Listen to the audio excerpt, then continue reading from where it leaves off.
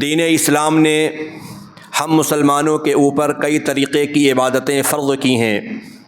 ان میں کچھ عبادتیں ایسی ہیں جنہیں ہر حال میں کسی بھی قیمت پر ادا کرنا واجب، لازم اور ضروری ہوتا ہے، خواہ وہ امیر ہو یا غریب، چھوٹا ہو یا بڑا، حاکم ہو یا محکوم۔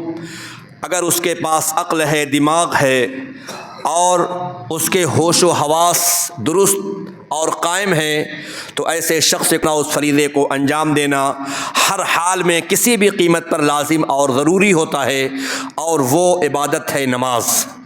اسی طریقے سے کچھ عبادتیں ایسی ہمارے اوپر فرض ہیں جو سال میں 12 مہینوں کے اندر صرف ایک مہینہ فرض ہوتی ہے اور 11 مہینے ہمارے اوپر وہ فرض نہیں رہتی ہیں، اور وہ ہے رمضان کے روزے، جو صرف اور صرف ہمارے آپ کے اوپر، کلمہ پڑھنے والوں کے اوپر سال کے 12 مہینوں میں سے ایک مہینہ فرض ہوتا ہے۔ اسی طریقے سے زکوٰۃ جیسی اہم عبادت جو اس صورت میں فرض اور واجب ہوتی ہے جب کسی مسلمان اور کلمہ پڑھنے والے کے پاس اتنا مال ہو جائے کہ وہ مال نصاب تک پہنچ جائے اور اس کا وہ مال سال بھر اس کے پاس باقی رہ جائے تو اس کے اوپر سال میں ایک مرتبہ زکوٰۃ نکالنا فرض ہے۔ تو یہ بھی عبادت سال میں ایک مرتبہ ہے۔ اور پھر آخری میں کچھ عبادت ایسی بھی ہے جو پوری زندگی میں صرف ایک مرتبہ کرنا ہوتا ہے، ایک مرتبے کی ادائیگی ہی اس عبادت کی انجام دہی کے لیے کافی و شافی ہوا کرتی ہے، اور وہ عبادت ہے حج بیت اللہ، جو ہر صاحب مال پر جس کے پاس اتنے روپے اور پیسے ہوں کہ وہ خانہ کعبہ تک جانے کا کرایہ رکھتا ہو، اور مزید یہ کہ سفر کے اخراجات اور خرچ بھی اس کے پاس ہیں، تو ایسے شخص کے اوپر حج بیت اللہ اور حج کعبۃ اللہ فرض اور واجب ہوتا ہے۔ اور یہ حج کعبۃ اللہ، حج بیت اللہ پوری زندگی کے اندر صرف ایک مرتبہ کرنا ضروری، واجب، فرض عین ہے۔ اگر وہ مزید کرتا ہے تو اس کی یہ عبادت نفل شمار کی جائے گی۔ اللہ کے نبی صلی اللہ علیہ وسلم نے اس مسئلے کو واضح فرمایا کہ ایک مرتبہ رسول اکرم صلی اللہ علیہ وسلم نے صحابہ کرام کے سامنے فرمایا، یا ایھا الناس قد فرض اللہ علیکم الحج فحجوا، اللہ رب العالمین نے تمہارے اوپر حج کو فرض قرار دیا ہے، حج بیت اللہ تمہارے اوپر یہ واجب ہے، فرض عین ہے۔ صحابہ کرام خاموش تھے۔ شمع نبوت کے پروانوں میں سے ایک صحابی کھڑے ہوتے ہیں اور وہ آپ سے مزید استفسار چاہتے ہوئے پوچھتے ہیں، افی کل عام یا رسول اللہ، اے اللہ کے نبی صلی اللہ علیہ وسلم آپ مسئلے کی وضاحت فرمائیں، کیا حج بیت اللہ کرنا ہر سال واجب اور فرض ہے ہر صاحب مال کے اوپر؟ اللہ کے نبی صلی اللہ علیہ وسلم خاموش ہیں۔ سائل دوبارہ پوچھتا ہے، اپنے سوال کو دہراتا ہے اور وہ کہتا ہے، افی کل عام یا رسول اللہ، کیا حج بیت اللہ ہر سال کرنا ضروری ہے ہر صاحب مال کے اوپر؟ لیکن قربان جائیے رسول رحمت صلی اللہ علیہ وسلم خاموش ہیں۔ تیسری مرتبہ پھر سوال ہوتا ہے، لیکن اللہ کے نبی صلی اللہ علیہ وسلم نے خاموشی کا مظاہرہ فرمایا۔ چنانچہ وقت گزرتا ہے، پھر اس کے بعد آپ صلی اللہ علیہ وسلم صحابہ کرام کی رہنمائی فرماتے ہیں، ان کی ذہن سازی کرتے ہیں، اور آپ نے فرمایا، اے میرے صحابہ اپنے آپ کو قیل اور قال سے بچاؤ، اپنے آپ کو بہت زیادہ قریت کر کے سوال کرنے سے بچاؤ، اور یاد رکھو جو تمہارا سوال مجھ سے ہو رہا تھا، بار بار تم مجھ سے پوچھ رہے تھے کیا ہر صاحب مال کے اوپر ہر سال حج کرنا فرض ہے، لو قلت نعم لوجبت ولما استطعتم، اگر میں صرف ہاں کہہ دیتا تو اللہ رب العالمین اس کو شرعیت بنا دیتا اور ہر صاحب مال کے اوپر ہر سال حج کرنا واجب ہو جاتا، فرض ہو جاتا، اور تم پھر اس کی طاقت نہ رکھتے۔ لیکن قربان جاؤ، اللہ کے نبی صلی اللہ علیہ وسلم نے آسان راستے کو اختیار کیا ہے اور امت کو دشواریوں سے آپ نے بچایا ہے، اور آپ نے خاموشی کا مظاہرہ فرمایا تاکہ حج بیت اللہ کرنا پوری زندگی کے اندر صرف ایک مرتبہ واجب اور فرض رہے۔ تو میرے بھائیوں، چنانچہ پوری زندگی کے اندر ایک مرتبہ ہر صاحب مال کے اوپر، ہر اس شخص کے اوپر حج بیت اللہ کرنا فرض اور واجب واجب ہے جو خانہ کعبہ تک پہنچنے کا کرایہ رکھتا ہے اور سفر کے اخراجات اٹھانے کی اس کے اندر صلاحیت اور طاقت ہے، وہ بیمار بھی نہیں ہے، ایسے شخص کے اوپر حج بیت اللہ کرنا یہ فرض اور واجب ہے۔ اور الحمدللہ ہماری اس مسجد کے اندر بہت ایسے ہمارے مسلمان بھائی بزرگ بیٹھے ہوئے ہیں جنہوں نے بحمدللہ اللہ کی توفیق اور اس کی مدد سے حج بیت اللہ کر کے فارغ ہو چکے ہیں۔ رب سے دعا ہے رب تعالیٰ ان لوگوں کے حج کو قبول فرمائے، آمین۔ اور بہت سے ایسے بھائی بھی بیٹھے ہوں گے جنہوں نے حج کا فارم بھرا ہوا ہے اور وہ ارادے میں ہیں اور ان کی نیت ہے انشاءاللہ ہمیں حج بیت اللہ کرنا ہے، ہمیں خانہ کعبہ تک پہنچنا ہے، خانہ کعبہ کا طواف کرنا ہے، حج کے ارکان کی ادائیگی کرنی ہے۔ اللہ رب العالمین ایسے عازمین حج کو، ایسے عازمین حج کو آسان فرمائے اور ان کے سفر کو بھی اللہ تعالیٰ آسان بنائے،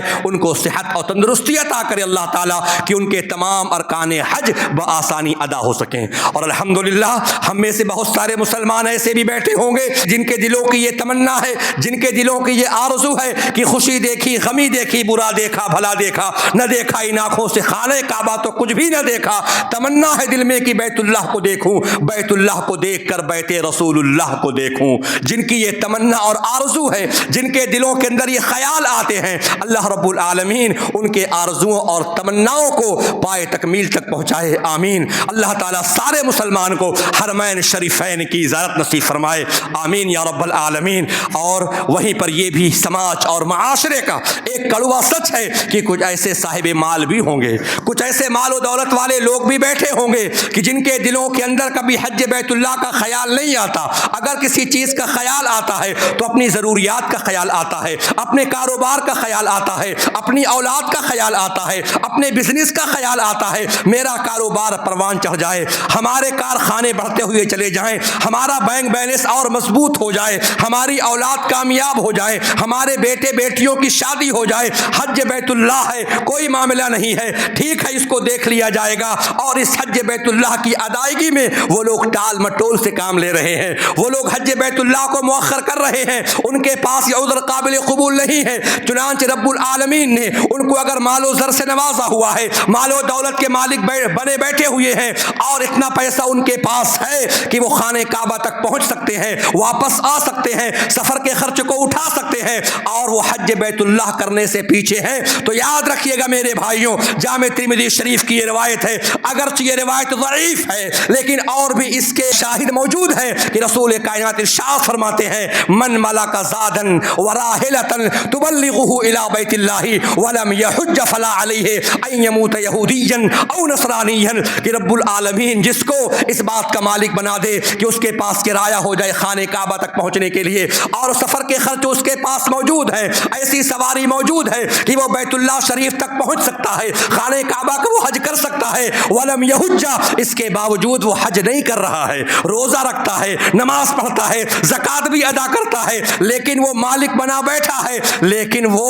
حج بیت اللہ نہیں کر رہا ہے، رسول رحمت نے فرمایا فلا علیہ ان یموت علیہ یہودیا او نصرانیا، کوئی حرج کی بات نہیں ہے، ایسے مسلمانوں کی اللہ پرواہ نہیں کرتا ہے، وہ چاہے یہودی ہو کر کے مر جائیں، چاہے وہ عیسائی ہو کر کے مر جائیں، چاہے وہ کرسچن ہو کر کے مر جائیں، ایسے کوڑے کرکٹ لوگوں کی اللہ رب العالمین کو حاجت اور ضرورت نہیں ہے۔ اللہ اکبر، ذرا ہم اور آپ دیکھیں اللہ کے نبی نے کیوں کہا وہ یہودی ہو کر کے مر جائے، عیسائی ہو کر کے مر جائے، کیوں؟ کیونکہ یہودی اور عیسائی ہی وہ لوگ تھے جو حج نہیں کرتے تھے، مشرکین مکہ وہ بھی حج کرتے تھے، وہ نماز نہیں پڑھتے تھے، تو اللہ نے کہا قیموا الصلاۃ ولا تکونوا من المشرکین، اے مسلمانوں کی جماعت تم نماز کو قائم کرو اور مشرکین کے طریقے سے مت ہو جانا۔ اور مشرکین حج بیت اللہ کرتے تھے، اگرچہ طریقہ عبادت ان کا مختلف تھا لیکن یہودی نصارہ حج نہیں کرتے تھے، تو اللہ کے نبی نے کہا کہ اے لوگو حج بیت اللہ کرو اگر تم وہاں تک پہنچ سکتے ہو، اور اگر نہیں کرتے ہو تو یاد رکھو اللہ رب العالمین کو تمہاری پرواہ نہیں ہے، تمہاری حاجت نہیں ہے، چاہے تم یہودیت کے راستے پر چلے جاؤ چاہے عیسائیت کے راستے پر چلے جاؤ۔ اور یہ بھی ہمارے سماج کا سچ اور حق ہے کہ جب وہ لوگ ایسے صاحب مال جو مال و دولت کے مالک بنے بیٹھے ہیں، جو تاجر ہیں، جو بزنس مین ہیں، جو کاروبار میں اعلیٰ مقام حاصل کر چکے ہیں، یہی لوگ جب کمزور پڑ جاتے ہیں، جسمانی اعتبار سے وہ ناتواں ہو جاتے ہیں اور ان کے پاؤں میں لغزش آ جاتی ہے، گھٹنوں میں درد ہونے لگتا ہے، اٹھنے بیٹھنے بیٹھنے میں تکلیف ہونے لگتی ہے، اب ان کو اس بات کا یقین ہو جاتا ہے کہ اب شاید دنیا کے دن ہمارے تھوڑے بچے ہیں، موت ہماری آنے والی ہے، ہم کو دنیا سے جانا پڑے گا، تو ایسے مجبور، بے کس، لاچار، لولے لنگڑے لوگ حج بیت اللہ کے لیے فارم بھر دیتے ہیں۔ یاد رکھو میرے بھائیوں، کر جوانی میں عبادت کاہلی اچھی نہیں، جب بڑھاپا آ گیا تو بات پھر بنتی نہیں۔ صفا مروہ کی سعی بھی کرنی ہے، خانہ کعبہ کا طواف بھی کرنا ہے، اس میں دوڑ بھی لگانی ہوتی ہے، اور طواف قدوم بھی کرنا ہوتا ہے، اور صفا مروہ کی سعی اور دیگر ارکان حج بھی ادا کرنا ہے۔ یہ بہت ہی محنت اور مشقت کا کام ہوتا ہے۔ جو لوگ حج کر کے آئے ہیں ان سے آپ ذرا دریافت تو کریں، اس میں طاقت اور قوت کا کام ہوتا ہے۔ آپ کو صفا پہاڑی پر چڑھنا ہے، مروہ پہاڑی پر جانا ہے، 7 چکر لگانے ہیں، طواف قدوم کرنا ہے، رمل کرنا ہے، شیطان کو کنکری مارنا ہے، مزدلفہ عرفات کو جانا ہے، آرام تھوڑے کرنا ہے، اس میں طاقت و قوت کی ضرورت ہوتی ہے۔ لیکن افسوس ہے ایسے مالداروں کے اوپر جو اپنے حج بیت اللہ جیسے اہم فریضے کو وہ ٹالتے جاتے ہیں۔ یہ اللہ کا فریضہ ہے، یہ اللہ کا فریضہ ہے، ٹال مٹول وہ کرتے چلے جاتے ہیں۔ کیا ہم بھول گئے؟ کیا ہم کو وہ سبق یاد نہ رہا کہ رسول اللہ نے فرمایا تھا، اے لوگو یاد رکھو 7 قسم کے ایسے لوگ جن کو اللہ رب العالمین اپنے عرش کے سائے تلے جگہ دے گا، ان میں سے وہ نوجوان بھی ہوگا شاب نشا فی عبادت اللہ، جس نے اپنی جوانی کو اللہ کی عبادت میں گزار دی ہوگی۔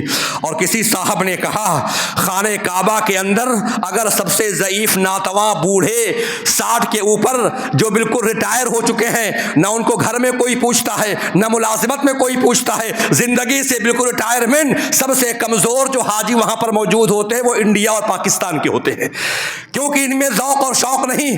دنیا نے ہمیں گھیر رکھا ہے۔ اللہ اکبر۔ رسول رحمت صلی اللہ علیہ وسلم نے ارشاد فرمایا ہے ایسے مالداروں کے بارے میں جن کو رب نے مال دیا، دولت دیا، فرمایا نبی نے من اراد الحج فلیتعجل، جن کے اوپر حج فرض ہو چکا ہے وہ جلدی کریں، اب وہ دیر نہ لگائیں۔ کیوں؟ فإنه قد يمرض المریض، ہو سکتا ہے تم کو بیماری گھیر لے، ہو سکتا ہے وتذل الضالہ، تمہیں کوئی ضرورت آ جائے، تمہارا مال کم پڑ جائے، تمہاری دولت کو خسارہ ہو جائے، یا ہو سکتا ہے کوئی اہم مسئلہ پیش آ جائے اور تم اس اہم فریضے سے پیچھے رہ جاؤ۔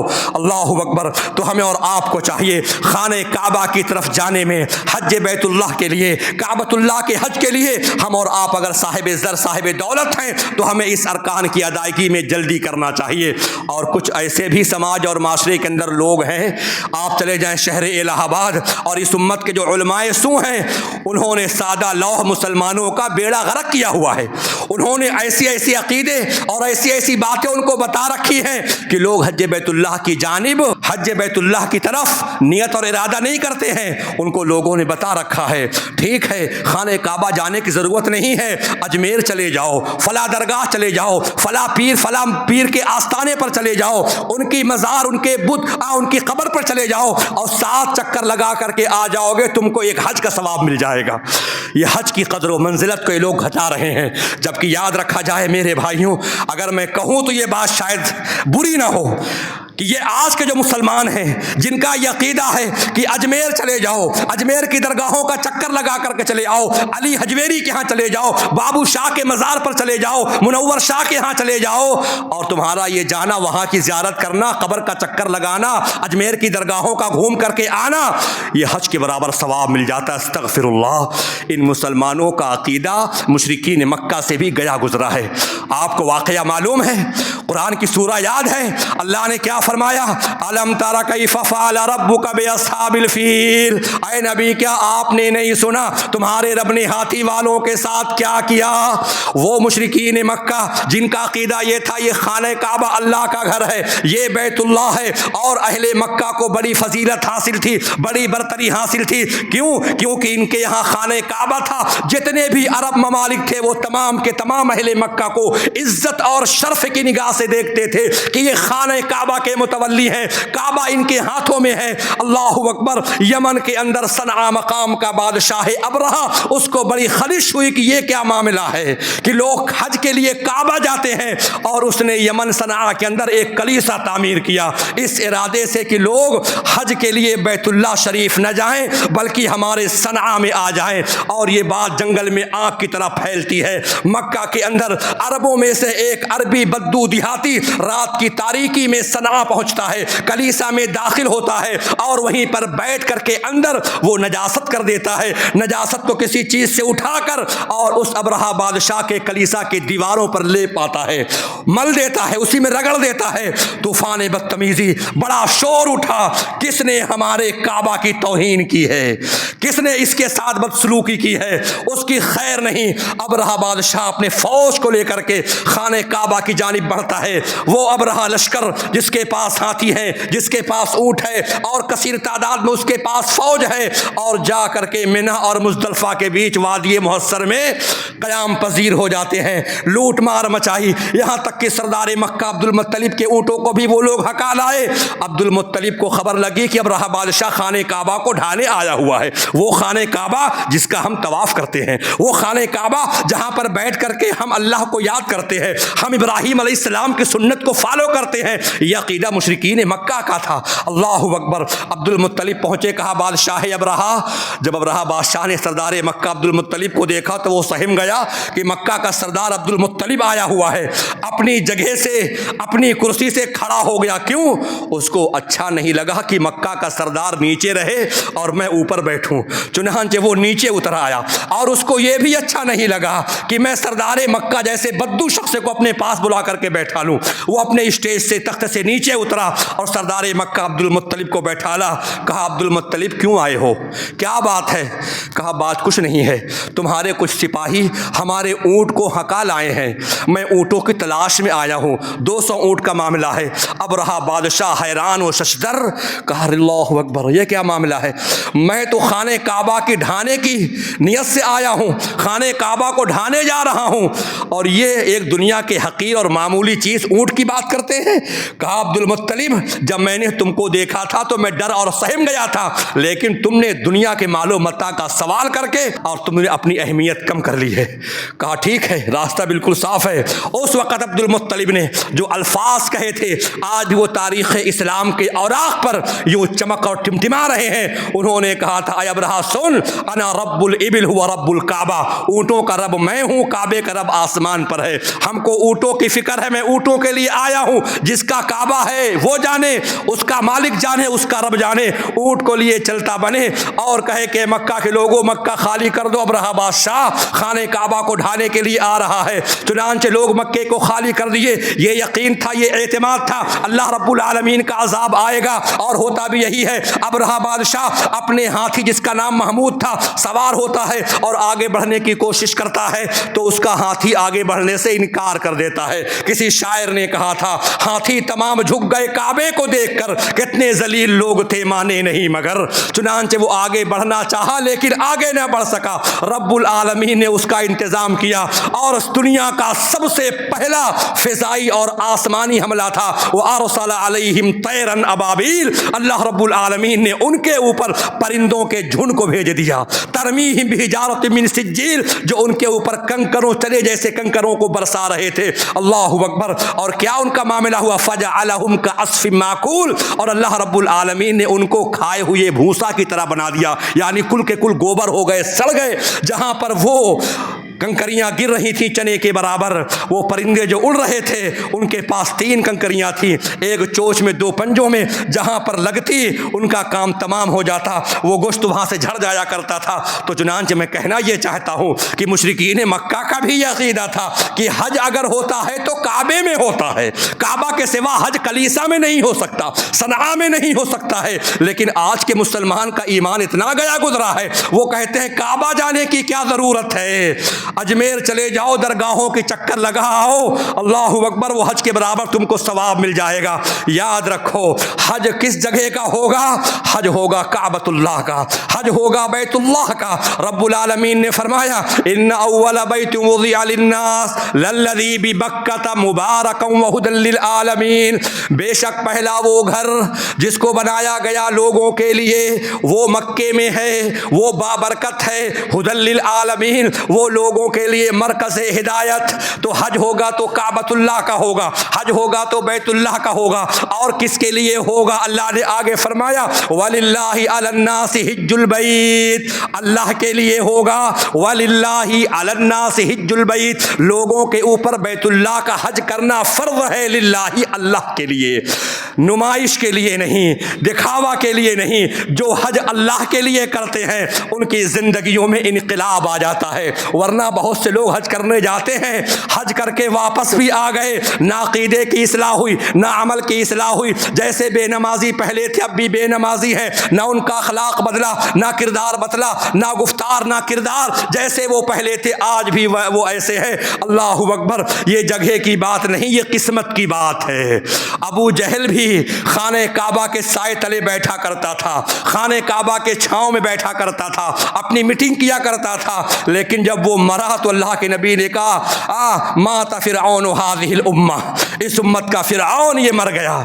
تو خانہ کعبہ اس میں کوئی شک نہیں بابرکت جگہ ہے، لیکن یہ قسمت کی بات ہے کہ انسان کس قدر اس سے فائدہ اٹھاتا ہے، کس قدر وہاں جا کر کے اللہ سے دعائیں کرتا ہے، اپنے بارے میں اپنے عقیدے کی فکر کرتا ہے، اپنے اعمال کی فکر کرتا ہے۔ وگرنہ ایسے بھی مسلمان موجود ہیں۔ میرے پاس شہر الہ آباد سے فون آیا، مولانا صاحب ہمارے ابا حج کے لیے گئے ہیں، بہت بیمار ہو گئے، انہوں نے فون کیا ہے میرے بیٹے میں بڑا بیمار ہوں مکے کے اندر، ذرا منور شاہ بابا کی درگاہ چلے جاؤ اور وہاں بکرا ذبح کر کے مجاوروں کو کھلا کر کے دعا کرا دو۔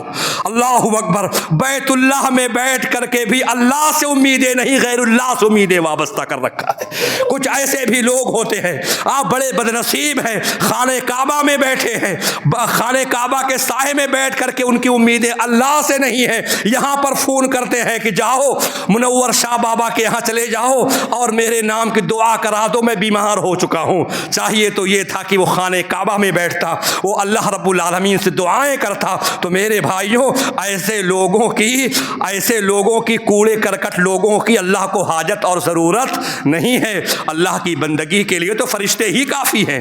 فرشتوں ہی نے تو کہا تھا، فرشتے نحن نسبح بحمدک ونقدس لک، اللہ نے فرمایا فإن استكبروا فالذین عند ربک یسبحون له باللیل والنہار۔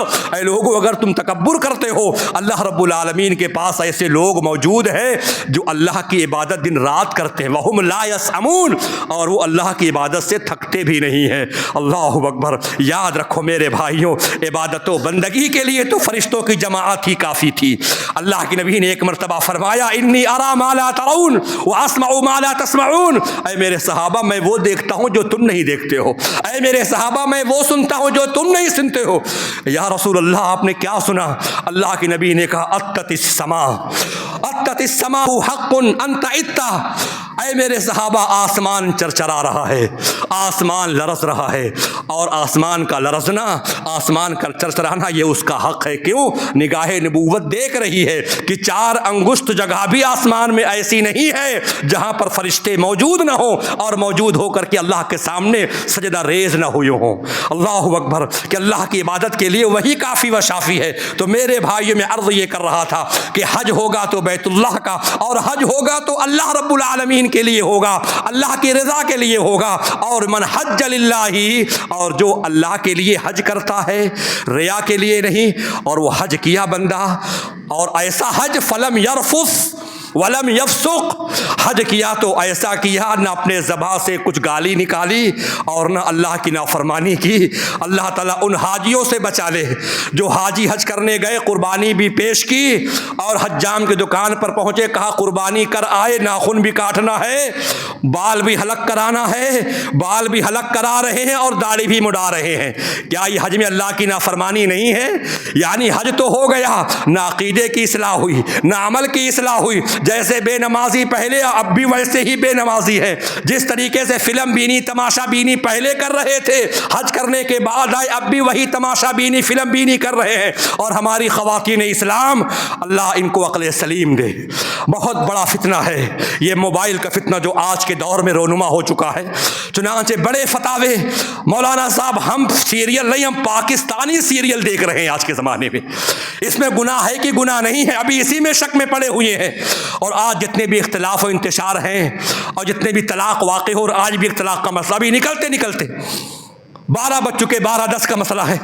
میں کہا میں جمعہ کے لیے جانا چاہتا ہوں، مولوی صاحب ایک مسئلہ پھنسا ہوا ہے، طلاق کا مسئلہ ہے۔ 3 سال پہلے 2 طلاق دی تھی، 1 طلاق پھر دے دیا ہے کم بخت نے، اب کیا مسئلہ نکل رہا ہے آپ بتا دیجئے۔ تو ہم نے کہا اب کام ختم ہو چکا ہے، مجھ کو جانے دیجئے، اب اس کے بعد کوئی راستہ نہیں بچ رہا ہے۔ تو آج جو طلاق کی کثرت ہے یہ سب موبائل کی برکت ہے۔ وہ ڈائلاگ وہ سیکھتی ہے جو خواتین اسلام موبائل کے ذریعے سے وہی ڈائلاگ اپنی دنیاوی زندگی میں نافذ کرنے کی کوشش کرتی ہے، اور جس کا نتیجہ کیا ہوتا ہے؟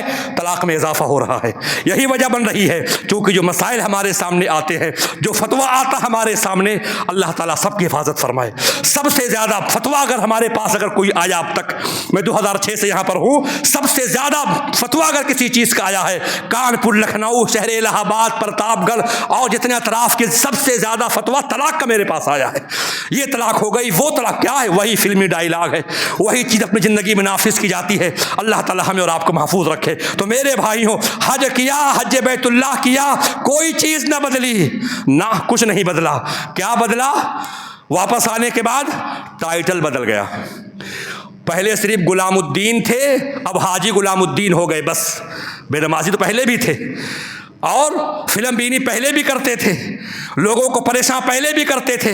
گھر کے باہر جو بورڈ لگا تھا فضل الہی، اور فضل الہی کے آگے حاجی لگ گئے، اتنا فرق پڑا ہے بس۔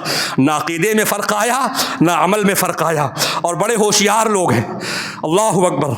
میں یہ کہتا ہوں انسان زندگی بھر نماز پڑھتا ہے، وہ آج تک نمازی نہیں لگا سکا، نمازی عبدالستار، نمازی عبدالغفار، لیکن حج کر کے آیا تو حاجی عبدالستار وہ بن گیا۔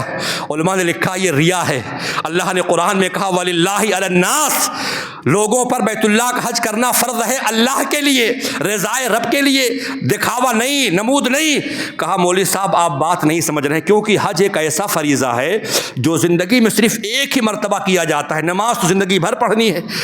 تو میں نے کہا اور بھی بہت سارے اعمال ہیں جو زندگی میں ایک ہی مرتبہ کرنا ہے، ختنہ زندگی میں ایک مرتبہ ہونا ہے، تو لکھ دو غلام الدین مختون، غلام الدین ختنے والے، یہ بھی تو کام زندگی میں ایک ہی مرتبہ ہونا ہے۔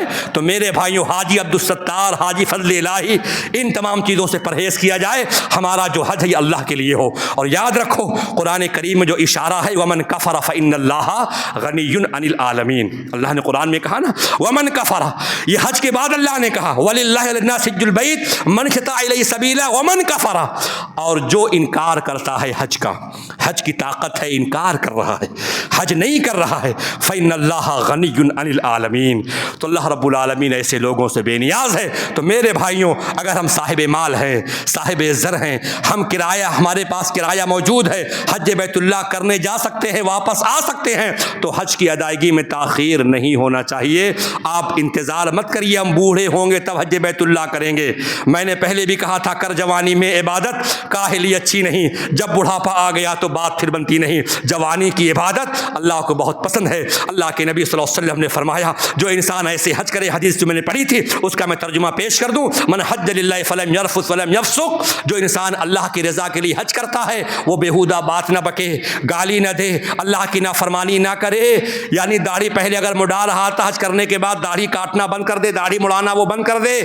اللہ کے نبی فرماتے ہیں رجع کیوم، وہ بندہ اس طریقے سے واپس آتا ہے جس طریقے سے اس کو اس کی ماں نے آج ہی جنا ہو، یعنی تمام تر گناہوں سے پاک اور صاف ہو جاتا ہے۔ اور ایسا حاجی اگر رخصت ہو جائے دوران حج، اللہ کے نبی فرماتے ہیں کہ وہ اپنے قبر سے جب اٹھے گا وہ تلبیہ پکار رہا ہوگا۔ اللہ کے نبی صلی اللہ علیہ وسلم عرفات کے میدان میں خطبہ دے رہے تھے، آپ خطبہ ارشاد فرما رہے تھے، صحابہ آپ کا خطاب سن رہے تھے، صحابی خطاب سنتے سنتے، نبی کریم صلی اللہ علیہ وسلم کی تقریر سنتے سنتے ہلکی سی غنودگی آتی ہے، نیند آتی ہے، اور اپنے اونٹنی پر سے وہ زمین دوز ہو جاتے ہیں، نیچے گر آتے ہیں۔ اللہ کے نبی صلی اللہ علیہ وسلم کو خبر دی گئی فلاں مسلمان کی وفات ہو گئی ہے، وہ ان کو موت آ چکی ہے۔ اللہ کے نبی صلی اللہ علیہ وسلم نے فرمایا ان کو غسل دو، بیر اور پانی سے ان کو خوشبو مت لگاؤ، اور جس لباس میں ان کی موت ہوئی ہے لہٰذا ان کو اسی میں دفنا دیا جائے، کفنا دیا جائے۔